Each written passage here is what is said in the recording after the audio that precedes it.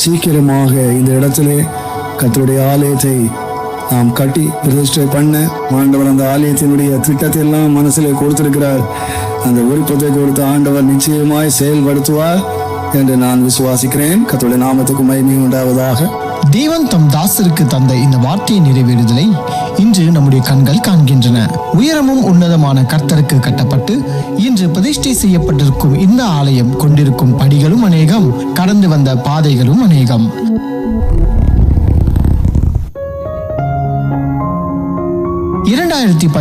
ஆண்டு புத்தாண்டு ஆராதனையில் சபையின் மூத்த விசுவாசிகளை கொண்டு இதற்கான அடிக்கல் நாட்டப்பட்டது.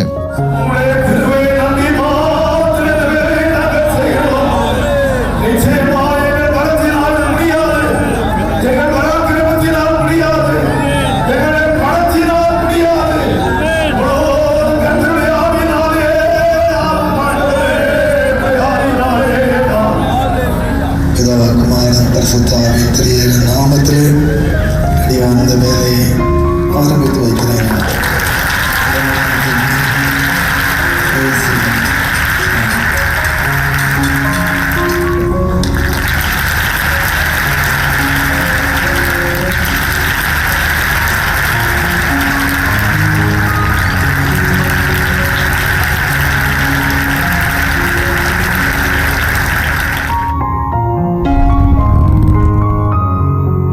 உலகத்தின் அநேக நாடுகள் கொரோனா தொற்றால் முடங்கிய காலகட்டத்தில் நமது ஆலய பணிகள் துவங்கப்பட்டன.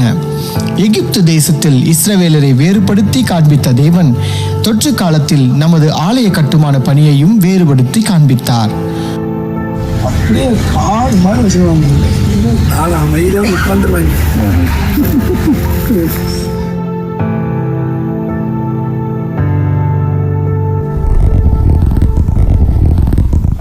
முதற்கட்டமாக அஸ்திபாரம் அமைத்து 289 பைல்ஸ் தூண்கள் கட்டி முடித்த பின்பு முதலாவது ஸ்தோத்திர கூட்டம் நடத்தப்பட்டது. அதுவே நமது போதகர் பரிபூர்ண சுகத்துடன் கலந்து கொண்ட கடைசி ஆராதனையாக இருந்தது.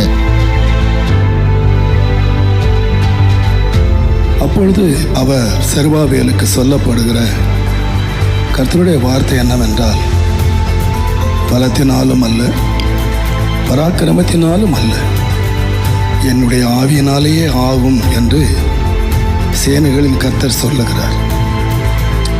பெரிய பர்வதமே நீ எம்மாத்திரம், செருபாபேலுக்கு முன்பாக நீ சமபூமி ஆவாய். தலைக்கல்லை அவன் கொண்டு வருவான், அதற்கு கிருபை உண்டாவதாக, கிருபை உண்டாவதாக என்று ஆர்ப்பரிப்பார்கள் என்றார். அடிக்கடி ஆண்டவர் என்னுடைய உள்ளத்தில் இந்த வசனத்தை சொல்லி, என்னுடைய ஆவியினாலே அது ஆகும், என்னுடைய ஆவியினாலே அது ஆகும்.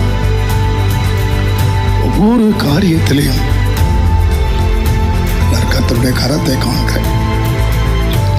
கர்த்தரை கட்டி எழுப்பி கொண்டிருக்கிறார். அவருடைய ஆலயத்தை அவர் கட்டுகிறார். அதற்குரிய தொடங்கினவர் அதை முடிப்பார்.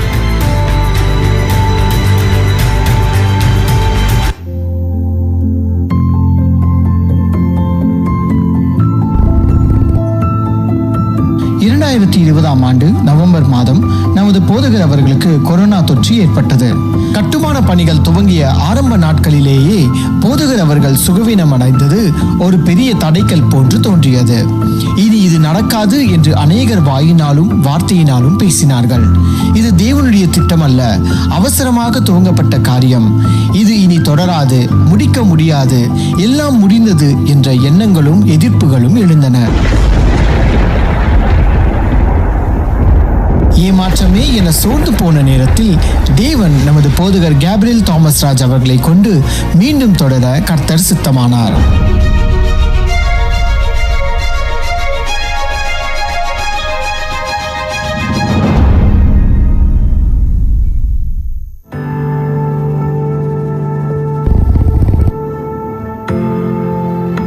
அடுத்த கட்டமாக ராப் ஃபவுண்டேஷன் அமைக்கப்பட்டது. அதற்கான பணிகள் முடிந்த பின்பு இரண்டாவது ஸ்தோத்திர ஆராதனை நடத்தப்பட்டது. ஒரு குறிப்பிட்ட கட்டத்தில் அப்பா என்கிட்ட சொன்னாங்க, வேண்டாண்டா விட்டுறலாம், நான் நாளைக்கு எழுந்து போய் சர்ச்சில் சொல்லிடுறேன் அப்படின்னு சொல்கிற அளவுக்கு ஒரு நாள் வந்தாங்க. இந்த அளவுக்கு எத்தனையோ முறை அவமானம், நிந்தை, வேதனை, எல்லாம் வந்தது.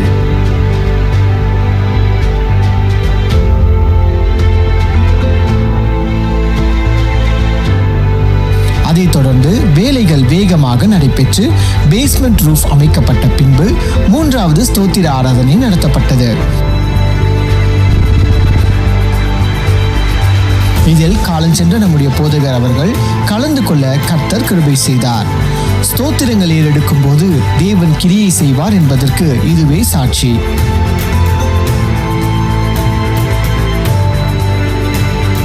ஆரம்ப நாட்கள்ல 5 ரூபா 10 ரூபாய்க்கு ஒரு இடம் வாங்குறதுக்கு நாங்கள் பட்டப்பாடு நினைக்கும் போது கர்த்தர் இவ்வளோ பெரிய ஒரு காரியத்தை என் ஆயுசு நாளிலேயே காண செய்திருக்கிறது எனக்கு கிடைச்ச ஒரு பெரிய பாக்கியம்.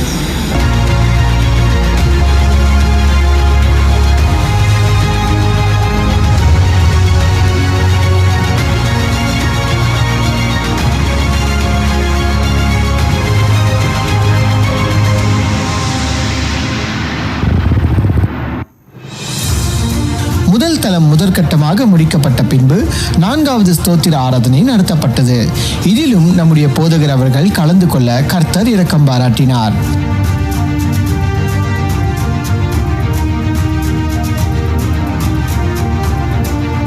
அதைத் தொடர்ந்து அதே தளத்தில் பணிகள் நடைபெற்று 2023ஆம் ஆண்டு நாசரேத் ஹால் முடிக்கப்பட்டு காலஞ்சென்ற நமது போதகர் தாமஸ் ராஜ் ஐயா அவர்களால் கர்த்தருடைய நாமத்தின் மகிமைக்கென்று பிரதிஷ்டை செய்யப்பட்டது. ஆண்டவரே, பிதா, குமாரன், பரிசுத்த திரியேக நாமத்தில்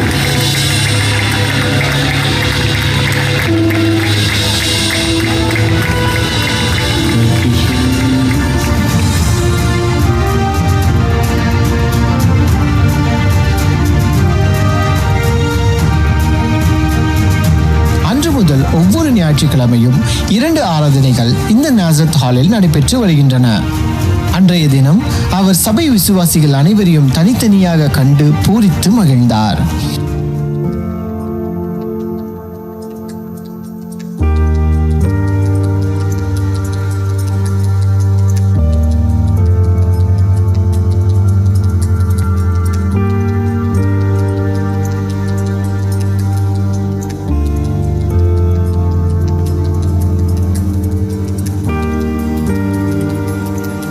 கண்டு தரிசித்து ஜெபித்து தேவனுக்கு நன்றி செலுத்தினார். அன்றைய தினம் தான் பெற்ற தரிசனத்தின் நிறைவேறுதலை நோக்கி சென்று கொண்டிருந்த பணிகளை அவர் தம் கண்களால் கண்டு ஆபிரகாமை போல விசுவாசத்தோடு அதை அணைத்துக் கொண்டார். நீ செய்ய நினைத்த தடைபடாது நாள் கொண்டு வந்து வரைக்கும் திருவை நாள் நடக்கும். அடிக்கடி அந்த முதல் சர்ச்சை நினச்சிங்க. 28 அடி நீளம் 17 அடி. அதெல்லாம் சந்தோஷமாக நன்றி நான்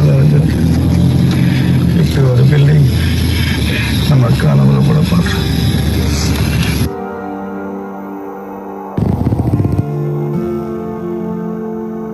கர்த்தருடைய சித்தத்தின்படி நமது போதகர் அவர்கள் ஜூலை 6, 2023 அன்று கர்த்தருடைய ராஜ்யத்தில் பிரவேசித்தார்.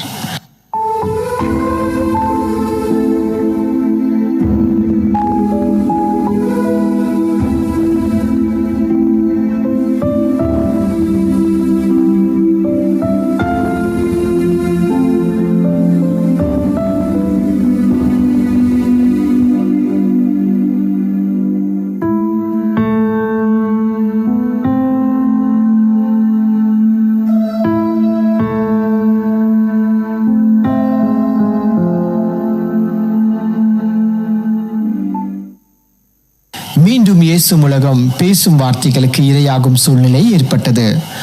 ஆயினும் தரிசனம் பெற்றவர் மறைந்தாலும் தரிசனம் தந்தவர் மறவாமல் இருந்து நமது போதகர் கேப்ரியல் தாமஸ் ராஜ் அவர்களை இன்னும் வளமையாக ஊழியத்திலும் கட்டுமான பணியிலும் எடுத்து பயன்படுத்தினார்.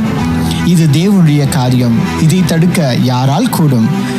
இதைத் தொடர்ந்து மெயின் சாங்சுரி தளம் மற்றும் கேலரி அமைப்பதற்கான பணிகள் துவங்கப்பட்டன. மெயின் ஹால் மற்றும் கேலரி கட்டி முடிக்கப்பட்ட பின்பு அதே இடத்தில் கூரை அமைப்பதற்கு முன் சபையாக நாம் ஒன்று கூடி தேவனை துதித்து நன்றி செலுத்த 5வது ஸ்தோத்திர ஆராதனை நடத்தப்பட்டது.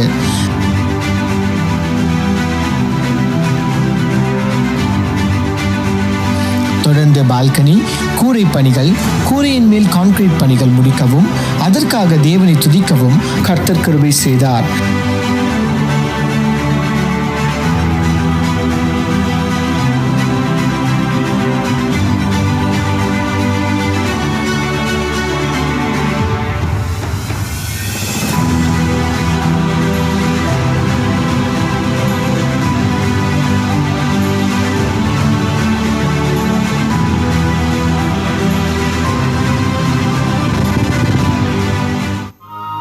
அன்று முதல் குட் ஃப்ரைடே, ஈஸ்டர், கிறிஸ்துமஸ், புத்தாண்டு ஆராதனை, 6வது ஸ்தோத்திர ஆராதனை என விசேஷ ஆராதனைகள் அனைத்தும் இதே இடத்தில் நடைபெற கர்த்தர் கிருபை செய்தார். இன்று இந்த ஆலயத்தை கர்த்தருடைய நாமத்தின் மகிமைக்கென்று பிரதிஷ்டை செய்ய வேண்டும் என்ற வாஞ்சியை தேவன் தம்முடைய தேவதாசருக்கு தந்து கடந்த ஆண்டே இந்த நாளை கர்த்தருக்கென்று முன்குறித்து ஆயத்தப்படுத்த கர்த்தர் இரக்கம் செய்தார். தொடர்ந்து கட்டுமான பணியில் தேவன் பெசேலியலுக்கு அளித்தது போல நமது போதகர் அவர்களுக்கு விசேஷ ஞானத்தை கொடுத்து புதிய புதிய காரியங்களை செய்ய ஏவினார். அதன்படி கடந்த நவம்பர் 2025 மேல் தளத்தின் லாபி மற்றும் அதே தளத்தில் 16 ஜப அறைகள் கட்டி முடிக்கப்பட்டு கர்த்தருக்கென்று பிரதிஷ்டை செய்யவும் கர்த்தர் இரக்கம் பாராட்டினார். பிதா, குமாரன், பரிசுத்தாவின் திரியேக நாமத்தினாலே ஆண்டவருடைய மகிமைக்காக இந்த இடத்தை, இந்த ஜெப மையத்தை நாம் திறந்து வைக்கிறோம். ஹல்லேலூயா.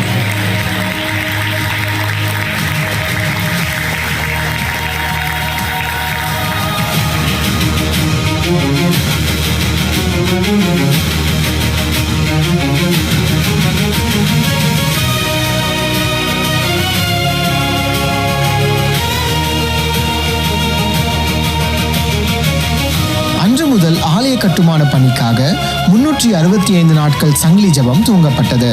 நேற்றோடு 365 நாட்களும் நிறைவடைந்தன. நன்றியோடு ஜப தூபங்களை ஏறெடுக்கும் போது கர்த்தர் பலத்த காரியங்களை செய்வார் என்பதை பிரத்யட்சமாக தேவன் விளங்க பண்ணினார். மேலும் அன்று முதல் அனுதினமும் 3 வேளை துதி ஆராதனை இந்த ஆலய வளாக லாபியில் நடைபெற்று வருகிறது. கடந்த ஆண்டுகளில் ஸ்தோத்திர ஆராதனைகள் மாத்திரமல்ல, அநேக அறைகளை கர்த்தருக்கென்று பிரதிஷ்டை செய்ய கர்த்தர் இரக்கம் பாராட்டினார். கர்த்தருடைய அளவற்ற கிருபையால் புதிய ஆடைகள் வாங்க இயலாத ஏழ்மை நிலையில் உள்ளவர்களுக்கு வஸ்திரங்களை கிடைக்க செய்யும் நோக்கத்தில் தபிதா ஸ்ட்ரோவ் எனும் புதிய அறையை நமது புதிய ஆலய வளாகத்தில் கடந்த 23/12/2025 அன்று திறக்க கர்த்தர் கிருபை செய்தார். நமது சபையில் 365 நாட்கள் சங்கிலி ஜபத்தை துவங்கி கடந்த மே 14, 2026 அன்று 9 மாதங்கள் நிறைவு செய்ய கர்த்தர் கிருபை செய்ததை எண்ணி அன்றைய தினம் சிறப்பு துதி ஆராதனை நடத்தப்பட்டு அன்றைய தினமே புதியதாய் கட்டி முடிக்கப்பட்ட 4 அறைகளை கர்த்தரின் மகிமைக்கென்று பிரதிஷ்டை செய்ய கர்த்தர் இரக்கம் பாராட்டினார். இதில் முதலாவதாக நமது சபையில் வியாதியால் கஷ்டப்படும் விசுவாசிகளுக்கு மருத்துவ உதவி மற்றும் ஆலோசனை வழங்கும்படி துவங்கப்பட்ட குட் சமாரிட்டன் ஊழியத்திற்காக குட் சமாரிட்டன் அறை திறந்து வைக்கப்பட்டது. அடுத்தது மேல்பாக்கம் சுற்றியுள்ள பள்ளி பிள்ளைகளுக்காக நமது சபையின் மூலமாக அனுதினமும் டியூஷன் நடைபெற்று வருகிறது. இதற்காக அப்போலோஸ் என்னும் அறையை திறந்து வைக்க கர்த்தர் கிருபை செய்தார்.